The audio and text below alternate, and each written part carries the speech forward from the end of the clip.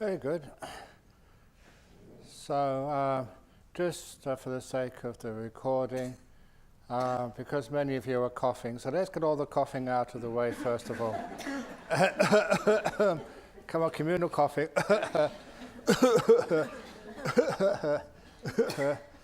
Very good. Now we're done with it. Unfortunately, you can't control coughing that way. But yesterday I did say that there is a means where you've got like a runny nose, or you've got an ache or a pain, or you can't sleep at night. How you can use these basic teachings of meditation to really assist you, and that this is important because it also starts to teach you how to let go, what kindness, what compassion is. Because letting go is the key to meditation, the key to a peaceful life. And I said yesterday, you realize everything is out of control anyway. So what are we trying to control it for and get frustrated? We just learn to go with the flow, to surf the waves of life, and to go with the sneeze, and to off with the cough. Which means, you should have wheezed with the sneeze. I was looking for something to actually to rhyme sneeze with.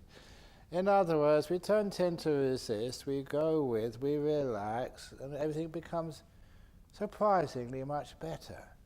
We think if we don't do anything about it, it will get worse. But even to quote Venerable Thich Nhat Hanh, who once said, "Don't just do something, sit there." Which is, I like those things which put things the other way around, because a lot of the time when we do stuff it makes it worse. But how do we let things go? How do we let it be when we're dying, when everything is going haywire, when everything is going wrong? How can we just leave it alone and let it be? Training. That's how we do it. And this is not just Ajahn Brahm. There is Ajahn Chah's successor, is this monk called Ajahn Brahm. Really, I was always impressed with him. And when I went to see him many years ago, Ajahn Chakra had already left, so I was taking over. And so I needed some advice, on how to be an abbot. Now, when we look at nuns who are going to be abbots, sometimes say, abbot, that's a male word, shouldn't it be abbess? But we started that in Dhammasara with the first nuns there, and instead of calling them abbess, they started calling them abyss. And so, no, that's too close to a derogatory word.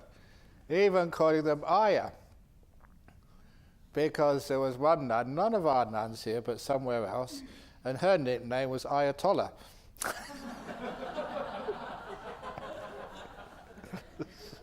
So you've got to be careful with names. I won't tell you who that was, but I think a few people, you just told her what it was. So we've got to be very careful with stuff with names. So we learn how to let things be. So with Ajahn Brahm, I went to go and see him. And it's like, it was a custom. It's almost like an introduction, like, how are you today? That's what we say, over in the West. But, in Asian countries, especially Thailand, Laos, they don't ask, how are you? They say, where are you going? Pai nai. And that was just a greeting. And when I heard that, I thought, none of your business where I'm going. I'm a free agent. What's that to do with you? But it was just like, how are you? And it was just a term of greeting. That's all. And so, the term of greeting for abbots was usually, how are your monks? Are they easy to train? So that's why I asked him. I said, how are your disciples over here in Wat Pah Pong? Are they easy to train? So, yeah, really easy. I say, hang on. Because there's always problems and troubles and difficulties and stuff. But what do you mean they're easy to train? Well, he said, when they want to go that way, I let them go that way. When they want to go this way, I let them go this way. That's why they're very easy to train. Now that is not sort of a shallow monk. That is a very, very great monk. So sometimes when we make these sayings, we think, my goodness, that is just being irresponsible. But no, he's got huge amounts of respect. So that's with my mind. My mind wants to go this way, off you go. Wants to go that way, off you go. That's called letting go. Have you got the trust and the courage to do that? So we have to learn how to let things go. Things go much better that way. So, with learning what is letting go and this very deep responsibility, because it's responsibility understanding the nature of this world, the body and the mind, and how it works and how to deal with it. So, example number one. Many, many, many years ago, in the jungles of northeast Thailand, when there was no mobile phones, there wasn't even stationary phones, there were no phones, there was no electricity, there was no road, it was just dirt roads everywhere. There was nothing. And so, when you were in trouble, when you were ill or sick, there was no one to run to, no one to call, no doctors or nurses available. You had to rely on the Dhamma. So one evening, I started to have a toothache. And I don't know what it is about toothaches, but at night time, they get worse. The same over here, even though, you have telephones, it usually gets more, whatever sickness you got gets worse on the long weekends when there's no doctor around. So, it's late at night, I had this terrible toothache. And I heard afterwards that sometimes a toothache can drive you crazy. That is why people actually, if they want to torture you, to find out the truth. So this I'm just giving some information, preparation for those coming on the interviews later on today, to find out what you're really doing. So sometimes they take your teeth out, pull your teeth out. Really torture. So I had this big sort of torturing toothache. Just trying to get rid of people so I don't get too many interviews. But you've been here, I'm not like that. At least people don't tell, otherwise I get. So, there they were, and my teeth were really hurting. And you tried everything you knew to try and get rid of it. There was no aspirin or Panadol or painkillers in the medicine. There wasn't no medicine cabinet. It was just, out in the jungle. And so what do you try and do? Meditate. I'm stronger than the pain.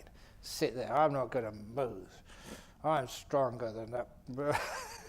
That's about 2 minutes. I just gave in because it was driving you crazy. So then I started walking meditation. And I started walking. I had to stop walking meditation because you know what I was doing? Running meditation. When you're really desperate, it's just, you have to do things fast, just running. That was just crazy stuff. So the next thing I tried was chanting. I already told you about chanting. Just if you want to know how effective our chanting is, go and have a look in the chanting book in Bodhinyana Monastery. The same names come up every week, so it's not really working, is it? But we do it anyway. It just gives people a boost. It shows that we care, sort of. So, there we go. I decided, I was so desperate, you try anything. It was only a couple of years previously, I was in Cambridge, poo-pooing all that sort of stuff, all that supernatural mumbo-jumbo, but when you're desperate, you'll try anything. So I was chanting every every suture I knew to try and get rid of this terrible pain. And that's when I had to stop that as well. Because again, when you're really desperate, in great pain, you can't chant softly. I was shouting the chants! I was in agony! And it's about 2 o'clock in the morning. I was going to wake everyone up. Maybe 1 o'clock. And so I had to give that up. And so these are those wonderful moments in life when your back's against the wall. What Ajahn Brahm used to say, you can't go forward, you can't go back, and you can't stand still. You're really in difficulties. You can't stand it any longer. What am I going to do? And that's when you remember, let it be. Let go of controlling things, just leave it alone. If you can't beat them, join them. So that means I let go. And because I had to, because there was no other choice, because, that it was intolerable, so you had to let go. And my goodness, that was one of the first times I realized its power. 1 second, you're in agony, just trying every trick in the book, everything you knew, going through your whole inventory, and nothing works. And then you remember, just let go. And it worked. One of the first amazing experiences, just as soon as you let go, the pain stopped, vanished. And in its place was this beautiful sense of peace and freedom. Couldn't believe it. 1 second you're in agony, the next minute you're happy, peaceful. Because you had to really let go.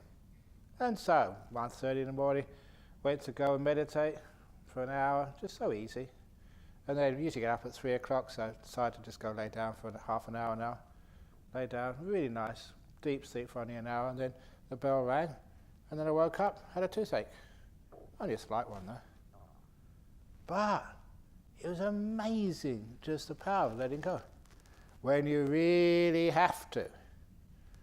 So, how can you train like that? You don't need to have a bad toothache. Actually, the other toothache story, you can check this out because he's still over there on the other side of the road. Amanda's story. Because even when we came here, still it's hard to get an appointment for the dentist over here. If you ring up for the dentist, we're free sometime next week. And then you're in agony. It's too late. I'm sorry, we're full of appointments. And you've got to go up there anyway, and you go up there and they're sick, and you have to go home again and make another appointment. Oh, it's so difficult. And anyway, I'm a bit afraid of going to the dentist. And the reason why, it's fair enough fear, because many years ago, my dentist, he had to take out a tooth because it was split and there was no way he could repair it. So he took it out, and then afterwards, he confessed to me, instead of throwing it away, he kept it. He kept it in the hope that if Ajahn Brahm gets really, really famous, it can be a relic and worth a lot of money. Look at that Buddha's tooth relic over in Singapore. I mean, just how many millions and millions and millions of Singapore dollars did that make? So you're not really at that level, but who knows? Some people got a lot of faith, and so my tooth. You know what happened? He moved surgeries and moved offices, and he lost it. And that's when he confessed. So because he lost, he hasn't got one now. I'm just really worried that one day I go there and he doesn't really need to take it out. He takes it out in insurance, like a pension fund for when he retires. But no, I'm only joking. He's a good dentist. So anyway, he wouldn't do that. But he laughs when I say that story as well. But anyway, so Amanda's, he doesn't even go to the dentist.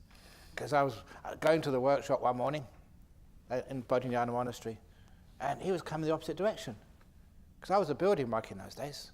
He was coming the opposite direction. And he had a pair of pliers. And in the pliers was a tooth with all blood on it. So what did you do? He said, I pulled out my tooth. Just too much hassle. It costs a lot of money going to the dentist. You get all these injections, sit on the fill in all these forms, and put this thing in and out. all the time, really uncomfortable. So he said, no, just quickly, just do it myself. Self-help. And I said, that's amazing. How can you do that? How can you pull out your own tooth? And what he said, I've repeated this many times, this is Dhamma. This is to see how we can let go of the future, let go of the past. He said, when I decided too much bother to go to the dentist, make an appointment, that didn't hurt. When I walked to the workshop with the intention of pulling out my own tooth, does that hurt, walking? You try it. Walk to the workshop. That doesn't hurt, does it? And then, when I opened the door and walked inside, that didn't hurt. When I picked up the pliers, that didn't hurt. Try picking up a pair of pliers, it doesn't hurt at all. When I put the pliers on my tooth, that never hurt. When I wiggled it, oh, that hurt. But only for 3 seconds, 4 seconds. And then it sort of hurt afterwards, but not that much. Just 3 or 4 seconds. But for many people, you would start hurting. Even when I started telling the story, even though it wasn't your tooth. You can see how we project on fear, anxiety, oh, this is going to hurt, oh, this is going to hurt, oh, this is going to hurt. We make that pain happen. Oh, I'm not going to be able to do this. Oh, it's too much for me. Oh. That projection, that is what causes the hurt and the pain. I don't know how many times this happened to you. I trod on a nail once, almost went right through my foot when I was in Thailand. And it never hurt. Never hurt at all. Until the fellow who was with me said, oh, that looks terrible. And then it would start hurting awfully. I just always wanted to kick that monk, but I had a nail through my foot, so I couldn't. So, why do people do that? You make it hurt. The mind, that's what's really important. So anyway, a lot of the time it's that anxiety makes us tense up, and that makes it hurt even more. So, how to overcome these things with, not just with toothaches, with other stuff you have to deal with. Can't go to sleep at night because you've done too much, or the bed is a bit hard, or it's too cold, or you don't know what's going to happen next. All these things which keep you awake at night, pain in the body, pain in the head, it's just so easy to deal with. Pain in the body. I like telling the stories in public talks because I can make the talk interesting by making it a little bit so people can never fall asleep. So, this was the time when I had food poisoning. In my cave, which you're able to visit. When are you visiting the cave over there? PJ? After lunch you can go into the cave. But be careful. There's a pathological panda in that cave. Because where that panda came from is because every year on my birthday, people do like an auction, and they ransack my cave and my room. Anything which is remotely valuable or useful or interesting, they take an auction off. So my sitting meditation cushion was taken and auctioned off, so I didn't have anything to sit on. So somebody gave me this panda cushion. I know it's really comfortable. That's what I meditate on, the little panda in there. Now that panda cushion used to be round, but after 3 months it's really flat now. I don't know why. And I've been sitting on that. It's a really nice little cushion. But anyway, that was a hut. I had food poisoning.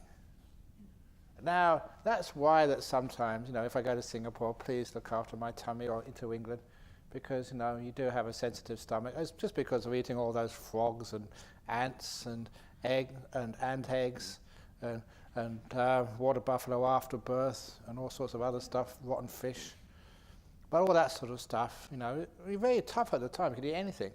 But after a while, it takes a toll on you. And so, that you try to eat what's good and what's correct for your tummy, but every now and again you make a mistake. You don't know what they put in the food. You just trust everybody. You know, when I get a bit sort of more senior, we'd have to have food tasters. like they did in the kings and queens of England a long time ago. But anyway, I had food poisoning in my cave. I was sitting in there. Ah! Oh! Ah! That's what I say. If you ever give public talk, don't just sit there and say, Four Noble Truths of this, the Eightfold Path, the 12. You make it dramatic and then people remember it. It's skillful means. So I was keep people awake. And the people want to come as well. So there I was, really struggling with my food poisoning. And of course, you think, why don't you go and ring the doctor, get an ambulance or something? That's what any sensible person would do. But monks, sometimes that they're not sensible, they're much wiser than that. So decided to, no, come on, let's try something interesting. Because usually, by the time if you do, how can you get down to the phone, which is over in the office by the time you call down? There'll be somebody on there. You're knocking on, no, I'm busy, sorry. I've only got one phone, so if it gets, if it gets tied up, we're in trouble. So anyway, but if you do get through, then you get all the details and stuff. And so it's really hard. So decided, come on, you can deal with this yourself. So what I did, I remember like anger eating monsters. I had this terrible pain in the guts. It's just reflex. You can't stop the ahs and the oohs. And I'm glad I did that because it makes the anecdote much more interesting.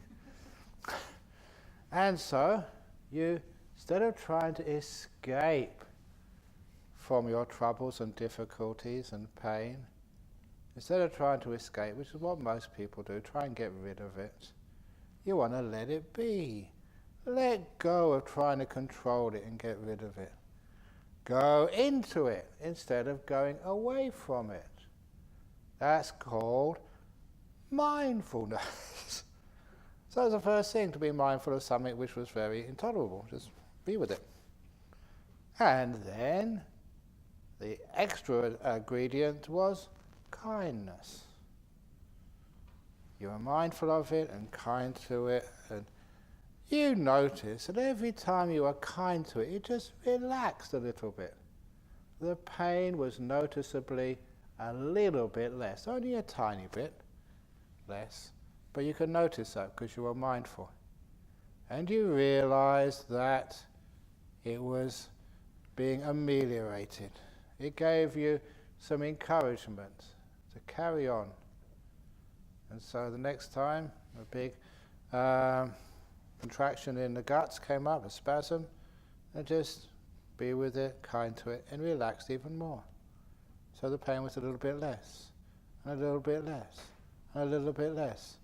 And I forget, 20 minutes or 40 minutes is one of those two, but it wasn't that long.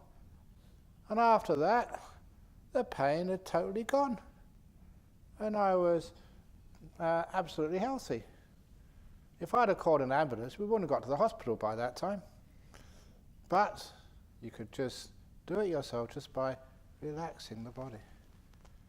Now what that taught me, and I encourage other people to do this, is if you have an ache, a pain, a stitch or whatever in your body, don't try and get rid of it. It's a wonderful meditation object on which you can practice mindfulness and kindness. It's amazing how it works. Yeah, if you've got an ache in the knee and you can just move, fine.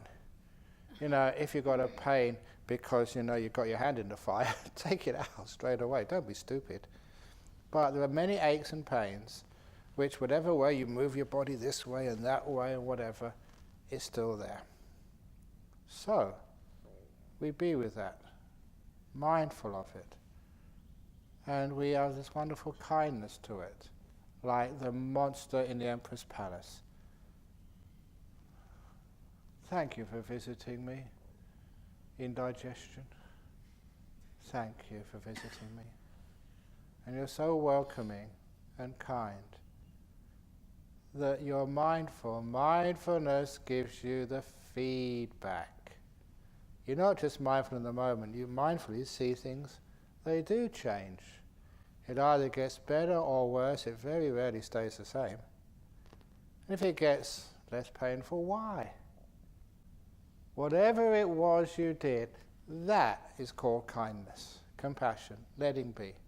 Open the door of your heart. That, all those words point to the same movement of the mind, the same attitude. That is what relaxes the body. And you feel it. So if you've got an ache or pain now, we've all got some aches and pains, you've got a cough. So what you do, you look at the cough. You don't try and get rid of it. You feel it and you're kind to it. Poor old throat. Anything I can do for you, cough? And then you find it relaxes. You try and stop the cough. You really try and restrain it, control it. Of course it gets worse. And even colds. I had the sniffles, I remember in Korea. There's a good reason for that. Minus 15 degrees. What was it, minus 25? No, minus 15 degrees centigrade outside. Snow everywhere. And so I had the sniffles. And I had to go on TV, half an hour. Have you ever seen someone going on TV and they're starting to, my name is Ajahn, pooh. And then the microphone falls off. No, you can't do things like that on live TV. So, what you did do is you practice your kindness. Poor old nose. I'm not going to try and stop it, I'm just going to relax you to the max. Not afraid. In this moment, being kind to my sinuses. It works. So you go out there and just, no coughing, no sneezing, give a nice interview. That's not a psychic power, there's nothing magical, that's quite normal. You're practicing letting go and kindness on your body. So those people with irritable bowel syndrome, just feel it. Don't try and get rid of it, be kind to it. Open the door of your heart to that feeling. Yeah, you'll make mistakes, it'll get worse. That's because you're not being kind. You're not really being mindful, you're trying to get rid of things. You're not letting it be. If it really is letting be, in other words, let this feeling be, let go of controlling, everything just relaxes. Like anyone with insomnia, you can't go to sleep at night, you're laying in your bed, just let it be. Don't try and control it. I often say your bed is one of the most comfortable places in the whole of this retreat. You can lay down there, it's warm, it's soft, you get used to the pillow, you can snuggle up to your pillow.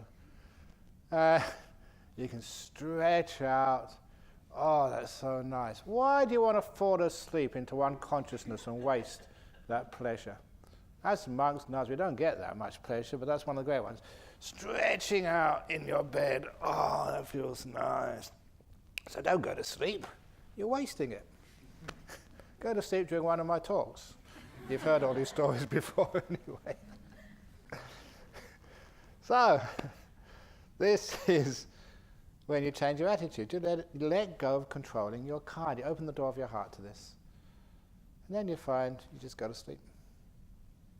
When you try to go to sleep, of course you can't. You're trying. When you're afraid, oh, if I don't go to sleep, I'm going to get sick. I'm going to just be terrible in the morning when I give a talk. Ah, what am I going to do? It's a fear. It causes control, which causes so much of the mental and physical turmoil in human beings. That's why I said in the first evening, there's nothing wrong with being sick, nothing wrong with being grumpy, nothing wrong with being irritable. It's part of nature. So let it be. Stop trying to control. Stop trying to play a role. And then everything relaxes. You let go, let it be. Much easier. And sometimes I hardly got any privacy at all. Sometimes people see me all the time. So it must be terrible if you're trying to act being an enlightened monk. I'm an enlightened monk, so I'm going to sit perfectly straight. I only speak Dhamma, no jokes. Never let my robe has to be up here. I've got to look the part. And that must be so stressful. So you know I'm not like that. You see me in public and private, just the same. Just the same stupid Ajahn Brahm. You can put a TV camera in my room and just it's still the same. So, you probably have already, I don't know. I don't care. Hidden one in the cave, recording. What's it called? That panda's probably got a microphone inside or something to see what I really say when I'm by myself. No, it doesn't matter. So, what you have is you learn how to let things be. Mindful and kindness. With your own body, you can relax it. And that's one of the reasons, those of you who see me do guided meditations, start off getting your body nice and relaxed, on a chair, on a cushion, leaning against the wall is fine. So that you don't have to always sit on the floor, you don't have to sit on broken glass and to be the tough guy. And once you're the tough guy, girls are as good as guys. If you're going to do that, I'm going to do that. If you're going to do that, I'm going to do it better. If you're going to sit for half an hour, I'm going to sit for 45 minutes. If you sit for 45 minutes, I'm going to sit for an hour. If you're going to do an hour. Sometimes that's what happens when we used to have these bells and timetables. 9 o'clock we finish. 9:30. And there's always be a couple of people here. And I did that once. I remember a long time ago, I think when I was a layperson. Okay, 9 o'clock, we're supposed to go to bed, but I'm going to carry on meditating. I'm going to be the last in the hall. And about 9:45, you open your eye. Damn it. Those two guys are still there, and she is as well. And then you wait for another 10 minutes, open your eye. Oh, one of them's gone, there's 2 more to go. And it's absolutely ridiculous and stupid what people do. Have you tired? Go to bed. You're not trying to prove anything. Or like in the walking meditation paths in there. Who can walk the slowest? It's crazy what people do. So anyway, so it's nothing like trying to control things or make things happen that way. Instead, we learn how to just sit where we're comfortable, where you are comfortable. Don't look at anybody else. There's no, oh, I shouldn't do this, I should do it another way. No, you just be comfortable. But please, we do have a limit. Please don't wheel your bed in here.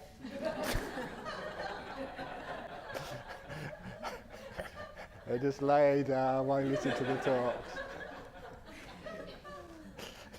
You've got to say this, someone's going to do it sooner or later. So instead, reasonable, comfortable, just so your body can relax. And then your body gets nice and relaxed and easy.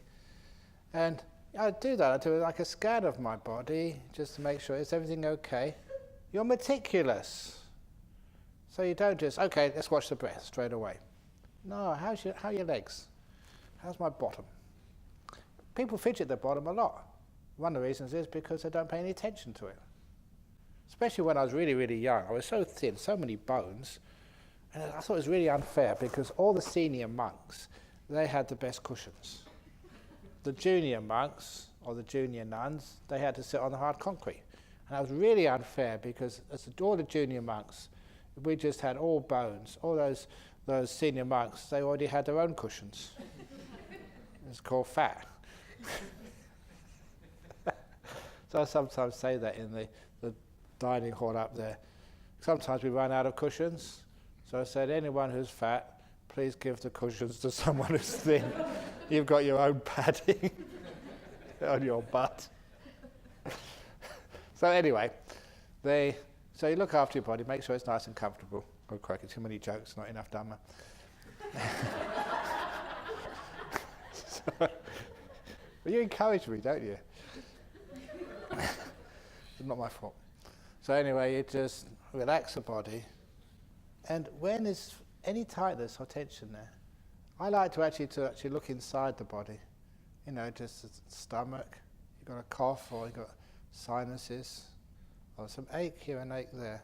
Just look at it and just focus in, zoom in on it. That's your mindfulness. I call it like zooming in, because people use Google these days, Google Maps or whatever. Zoom in on where the problem is. And then give this beautiful kindness. Oh, I love you, knee. You've given me hell, but I love you. Oh, you're so nice. I remember that story I said about my mother kissing my knee better. It took the pain away every time. First, one of the first, probably was the first time I understood the power of kindness and unconditional love. Just the problem goes, the pain goes. That's why that sometimes in hospitals, nurses should not be spending all their time taking temperatures and writing reports.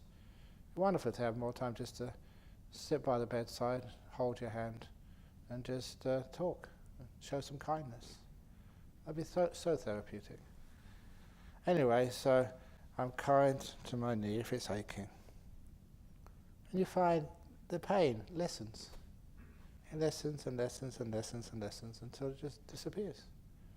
If it doesn't, you can move it, but there's some things inside you can't do anything about. Where I really have some influence, say fun, but fun's the wrong word, some power, is when you do talks like this in cancer groups. Cancer groups, they've got tumours here, there, in many places. What do? They say, look, for goodness sake, don't try and get rid of that tumour. Love it. It's a monster which has come into your palace. Get out of here, tumour, you don't belong. What happens? It gets bigger. This is not just light stuff, this is heavy teachings. And it works, it's powerful. That's why I keep getting invited back to the Cancer Wellness Association every year. They keep on changing their name, but it's the same mob. So anyway, you go inside and just scan your body. Many women, I think it's 1 in 3, will get breast cancer. I think that's about the average. That's a lot. So it's pretty scary. It's really serious stuff. When you're meditating, you scan your body. If you feel that something's unbalanced, don't give it a name. This is something not right here. Stay with it and give this beautiful kindness. Mindfulness and kindness, kindfulness. And you'll see that whatever sensation or feeling is, don't try and name it, that's just too difficult, because we just don't have the names for these things. And just relax it and relax it, be kind to it. Remember the monster in the Emperor's Palace simile, until one more act of kindness, or whatever that feeling is, vanishes completely away. Many tumours which haven't even been detectable by the machines can be overcome. Mindfulness and kindness is incredibly powerful. But I say that because it gives you an incentive to do this seriously. It's not light stuff. It's important. Then it means that, you think, well, I've got this fantasy, I've got to think about, what I'm going to do with this business arrangement when I go back, how I'm going to get a job, what should I do with my kids, or with that. Yeah, I know, but when it's, your life, it's much more important. So it gives a sense of importance to this practice of meditation. So, we can relax our body. And you know that sometimes you do this and you relax your body so much. There's I haven't been to a spa or massage, but there was a couple of times when I've gone into a bath, a hot bath. Twice in the last 43 years I've had a hot bath. And the last time was when we went up to Tiger's Nest in Bhutan. So I thought, I'm going to really ache after this at my age. And so just afterwards, the hotel had a bath, so I lounged in the hot bath. It was really nice. Lounge in the bath, the legs out, just meditating. Oh, this felt really nice to relax all the muscles. But meditation works much better than that. all the muscles just totally relaxed. Feels really good, really loose. Not tight at all. You know, sometimes the way my robe keeps falling off. I gave a talk it was actually in the Netherlands, to a business group many, many years ago. And afterwards this executive came up to me and said, you know, I just noticed your posture is really sloppy, how your robe keeps falling off. And I admire that, she said. Because she was brought up with Catholic nuns, always so tight, so bound up. You know, their robes, their habit, whatever it was so tight. And that's their personality, was the same. No looseness, no fun. It was just rules, and you've got to keep them or else. You're so tight. And he said, as I dress, that's how I am. Loose, with little things falling off. Relaxed, nothing tight. Full of love and fat.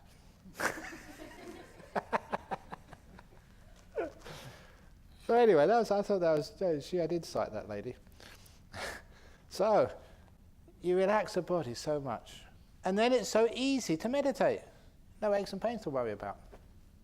No itchy nose, no sort of whatever else you've got. So you're meditating. Yeah, but that's just for the body. What about for the mind? Sama, the same. That's Bahasa. The same. So, you look at your mind, just like your body. It's got an ache here, a pain there. It's got a wound from the past, a fear of the future. You've been wounded. You've been damaged by what happened to you. So what do? Thank you. Trauma from the past. Thank you. Thank you, tumor of the future. So you look at those things with so much kindness. They start to vanish away. Just like the ache and pain in the body gets less and less and less. Just that memory from the past, which was traumatic, gets less and less and less and less. If it's kindness, it gets less. If it's control, fear, it gets worse. It's as simple as that. So it teaches you what kindness is. You learn what letting go is. Letting go of control. Letting be of whatever's here right now. That's the difference between letting go and letting be. And those are just words, but you learn what that actually refers to. Every time you let things be, it relaxes. Every time you let go, you're peaceful.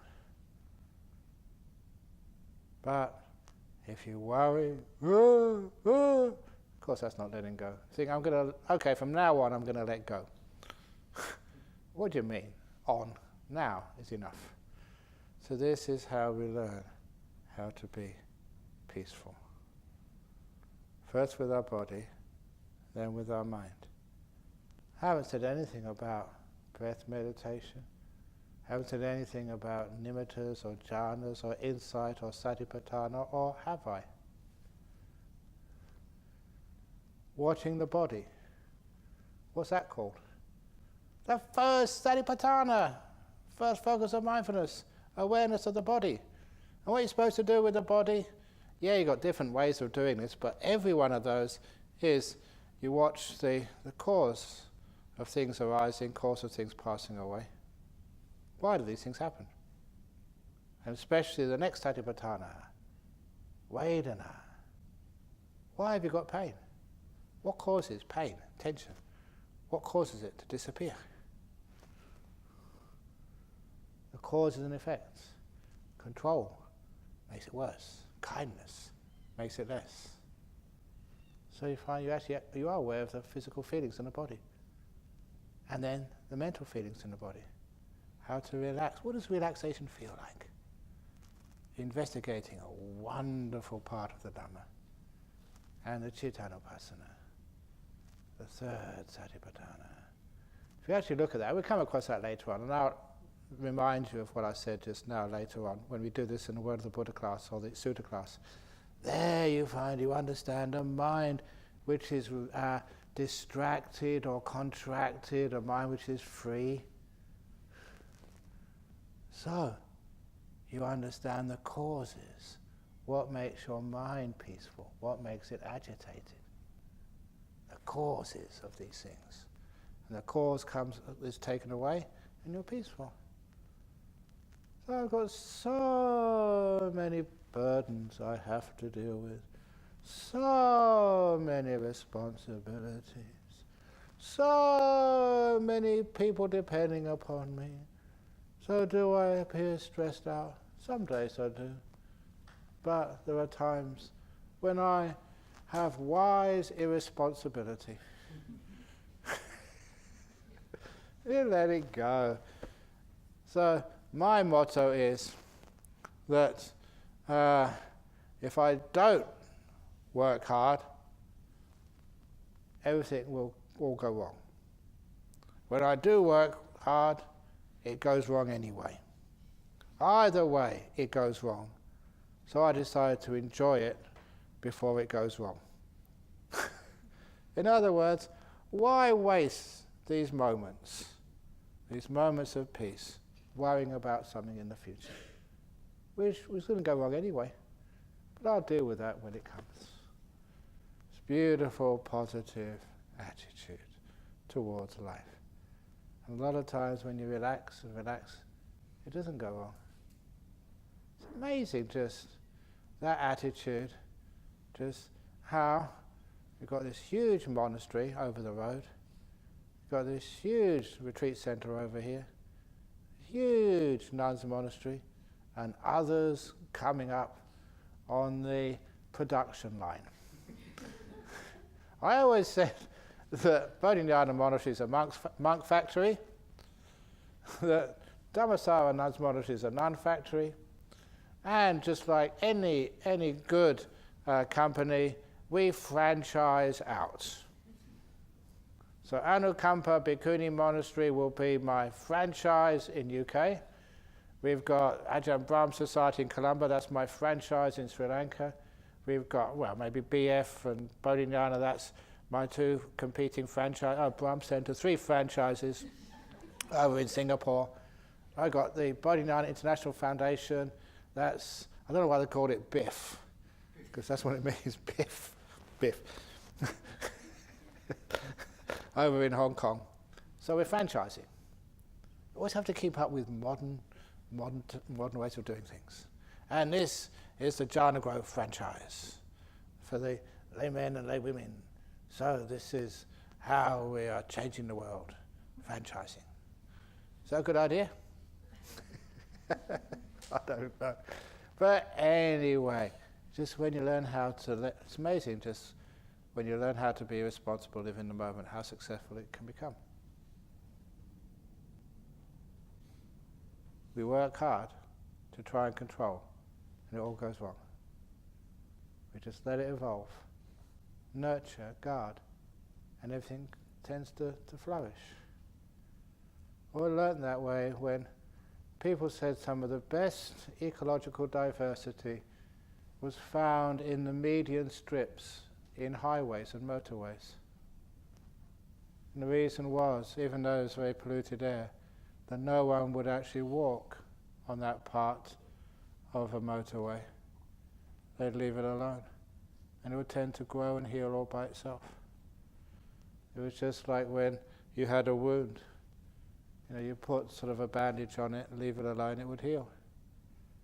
But most people, they're just so fearful. They put a bandage on it, and 5 minutes later, look it up, how's it going? Okay, fair enough.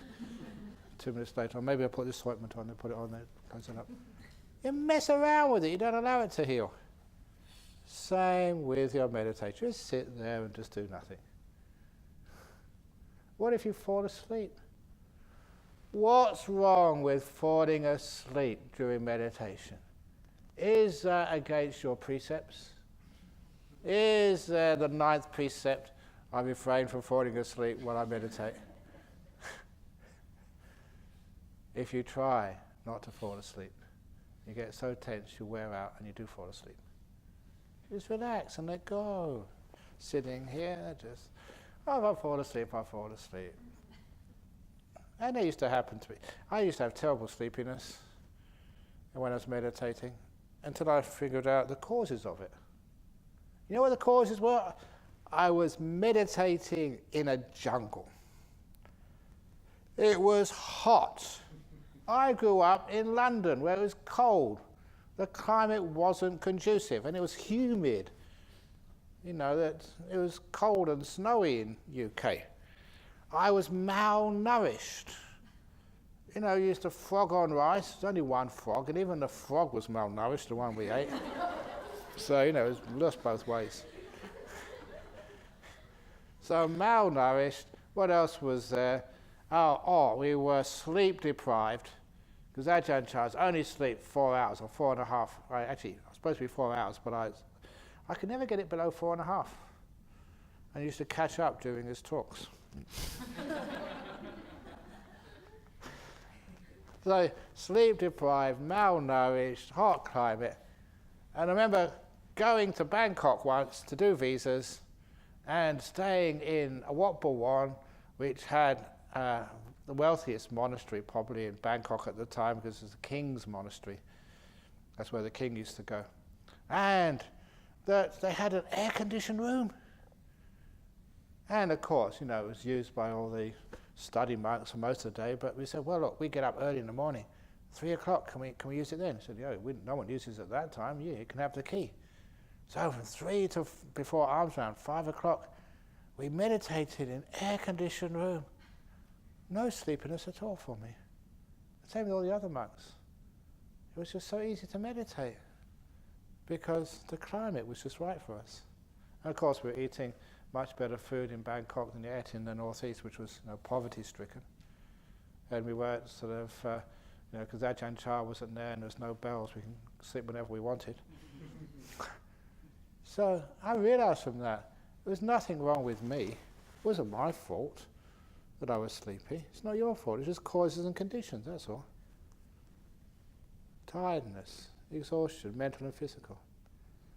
So that's why for the first few days, in any retreat, your bedrooms are there, your pillows, they miss you.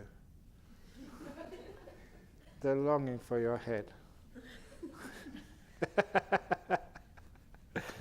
So if you need to take a break, take a rest, you feel much better afterwards.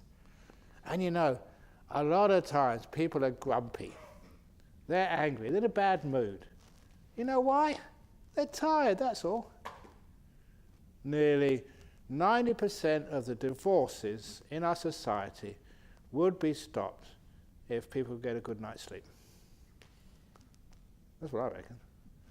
Of course you're grumpy when you wake up in the morning, you haven't had a good night's sleep, you haven't rested properly. Of course you get sick because you haven't slept well. So that's one of the big problems. So now you have your chance to catch up on your beauty sleep. Not just beauty in the body. For some of us, it's way too late for that. You're too old. But at least you have a beautiful mind, relaxed and peaceful. And mine is more beautiful. You know, when I was young, not many people took photographs of me. I can't believe it. Now I'm old. Lots of people take photographs of me. When I was young, I used to give the flowers to my girlfriends. And now people give flowers to me. It's karma. So, you know, what you give to others, you actually get back afterwards. In your old age, you get give a flower. Anyway, it's a crazy life. But anyway, you're at peace with it. So when you really relax the mind, whatever the mind is, you're at peace with it. You don't fight it. And you find if you love your sleepiness, the door of my heart's open to your sleepiness. You find it doesn't last. You fight it. You feel ashamed of it. You feel, I've been meditating for so long, I shouldn't be sleepy anymore. That's when it gets worse and it lasts much longer. So if you're sleepy, it's nothing to do with me, it's none of my business. So you feel sleepy. And then little by little you wake up. When I used to fight my sleepiness, sometimes I used willpower. And after the sleepiness went, I had restlessness. so restless, thinking about this, thinking about that. So calm down, and you fall asleep again. It was like a pendulum between the two extremes of sleepiness and restlessness, until you learn how to find that middle. Yeah, sleepiness, let it be. Restlessness, let it be. And after a while, everything became peaceful. If you make peace with your sleepiness, you're making peace, you're making peace, you're making peace, you get peace. Peace is like a house made of bricks. Many, many bricks laid one after the other, and then you have your house of peace. You can't make a house of peace by anger, by war. It's karma. You can't make a beautiful mind out of anger and will get out, I don't want you, I want this, I want that. Then it's no kindness in your mind. You build up kindness drop by drop, smile by smile, and this beautiful gentleness so your body feels so nice. Make peace, be kind, be gentle. Good meditation karma, no matter what you're experiencing. And then you find the body relaxes. You find the mind relaxes with it. And as I said, the mind is not afraid of you anymore, never wants to run away from you. Who wants to run away from a good friend, someone who's kind? Someone who's really negative and fearful and scary and really makes you, well, can't get out of the room fast enough. Last little story. One of my favourite monks, many of you have heard this many times, but it just comes up. I indulge in these beautiful memories, things which taught me, not through words, but just by the demeanour. There's one of my favourite monks, Ajahn Tate, northeast Thailand. Went to go and see him with all my questions. Many, many questions I wanted to ask this great monk. But as soon as came into his presence, into the room, every question just evaporated. What do I want to ask questions for? When you felt so much peace and kindness and love from this small, simple old monk. And the only thought which I did have, I remember this thought, crazy thought came up, right, I'm not leaving. They're going to have to drag me out of this room with elephants. And I'm going to resist like hell. You've got this beautiful sense of acceptance and peace. I was a very stupid monk. I had all sorts of crazy ideas and stuff, but it didn't matter. Just this beautiful acceptance. He was not going to criticize me, he wasn't going to harm me. He felt so much peace and happiness and safety that I just relaxed so much, didn't need any more questions. That was the answer. Be so kind to yourself, you feel safe, you don't need anything else. You don't have to improve. You don't have to be anything you're not. You're just totally at peace, calm, free. I don't think he even said anything. Just probably thought I was a crazy Westerner, just waiting all that time to come in there and just nothing to say. Because the presence gave me the answer. So that's how to meditate. Nice and peaceful. So easy. So easy when you stop doing stuff. So that's how we let go. Easy. So, can you let me go now? Because it's 9 o'clock. Thank you very much. Sadhu, sadhu, sadhu. Don't just follow me, just do it different.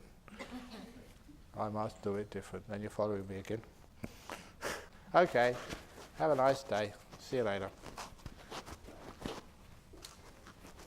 Please remember, any complaints, it's $10 a complaint, goes to charity. You can get, I forget, four complaints for $30.